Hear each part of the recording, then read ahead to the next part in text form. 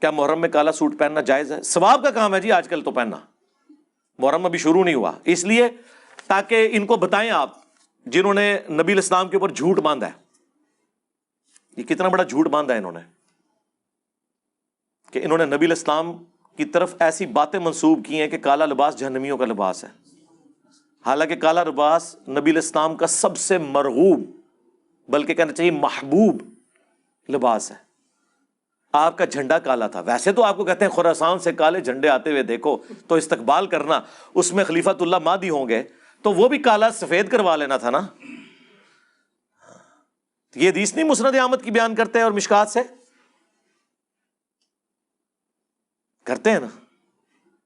اور جو صحیح مسلم میں اوپر تلے کئی احادیث ہے کہ نبی الاسلام جمعے والے دن کالی پگڑی پہن کے تو تقریر کیا کرتے تھے، فتح مکہ کے موقع پر آپ نے کالی پگڑی پہنی ہوئی تھی، یہ نہیں ان کو پتا۔ اور مسلم شریف میں حدیث ہے نبی الاسلام کا کسروانی طیالسی یعنی پرشین امپائر کا کالا جبہ جو کالا ہوتا تھا، جس طرح سندھی اجرک ریڈ ہوتی ہے، وہ نکالا اسما بنت ابی بکر نے، اور انہوں نے کہا یہ رسول اللہ پہنتے تھے صلی اللہ علیہ وآلہ وسلم۔ ان کے بعد سیدہ عائشہ کے پاس آیا اور میں بڑی بہن تھی، ان کی وفات کے وقت میں نے لے لیا، نبی اسلام اسے پہنتے تھے اور ہم اس کا دھون مریضوں کو شفا کے لیے پلاتے ہیں۔ یہ صحیح مسلم شریف ہے، مولانا شریف نہیں۔ آپ کا کرتا بھی کالا، اور کالی کملی والے جو نعت تھی وہ چٹی کملی والے کیوں نہیں ہے؟ وہاں نہیں کالا رنگ نظر آتا؟ یعنی رسول اللہ کا کرتا بھی کالا، آپ کی چادر بھی کالی، پگڑی بھی کالی، آپ پیچھے کون سی بات رہ گئی؟ وہ صحیح مسلم میں حدیث ہے، ہم عائشہ ہی کہتی ہیں نبی علیہ السلام نے ایک دفعہ کالی چادر اوڑھی ہوئی تھی اپنے سر مبارک پہ، اتنے میں حسن ابن علی آئے، ان کو اپنی چادر کے نیچے لیا، پھر حسین ابن علی، پھر سیدہ فاطمہ، پھر سیدنا علی،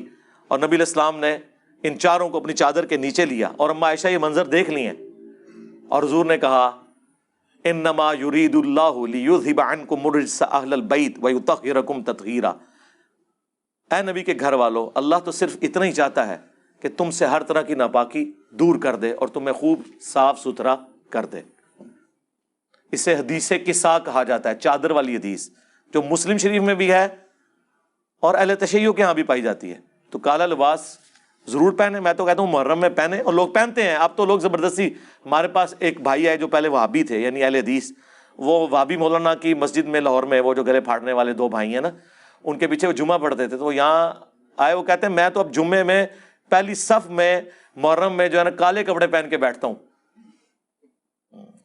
تو میرے بھائی جب یہ ہوگا تو ان کو تو تکلیف ہوگی، یہ تو ہوگا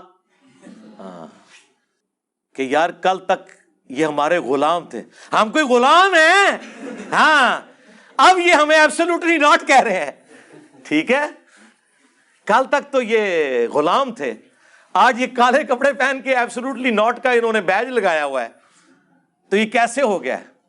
کس بندے نے ان کو زبان دے دی ہے؟ تو وہ بھائی کہہ رہے ہیں میں مسلسل محرم کے 10 دن یہ کالے کپڑے پہن کے، اور جتنے جمعے آئے ہیں میں مسلسل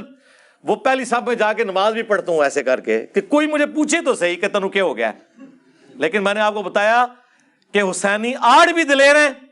اس زمانے میں بھی دلیر تھے، اور بنو امیہ کے خدمت گزار اس زمانے میں بھی بزدل تھے، آج بھی بزدل ہیں۔ جرت نہیں ہے کہ پوچھ لیں، پوچھیں گے تو کیا ہوگا؟ وہ کہے گا نکال صحیح مسلم تیری کتاب ہے۔ تو آپ مسلم شریف سے وہ انکار کریں گے، ممبر سے نہ اتار لیے جائیں،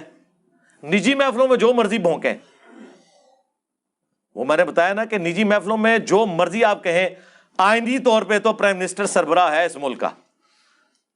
اگر آپ سامنے آگے بولیں گے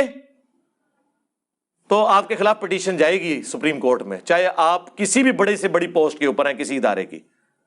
جو کچھ کرنا ہے چھپ چھپا کے آپ نے کرنا ہے۔ اس طرح یہ مولوی بھی چھپ چھپا کے بخاری مسلم کے خلاف سازش کر سکتے ہیں، سامنے آگے کریں گے تو لوگ کہیں گے اوے منکرین حدیث، اوے پرویزیو،